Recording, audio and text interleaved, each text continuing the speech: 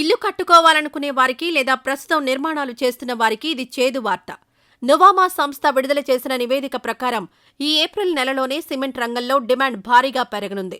దీని ఫలితంగా దేశవ్యాప్తంగా అన్ని ప్రాంతాల్లో సిమెంట్ ధరలు ఎగబాకనున్నాయి. ప్రభుత్వ రంగంలో ఖర్చు పెరుగుతూ ఉండడమే ఈ ధరల పెరుగుదలకు ప్రధాన కారణమని నివేదిక పేర్కొంది. గత ఏడాది డిసెంబర్ నుండి వరుసగా 3 నెలల పాటు పెరిగిన సిమెంట్ ధరలు గత నెలలో కాస్త ఊరటనిచ్చాయి.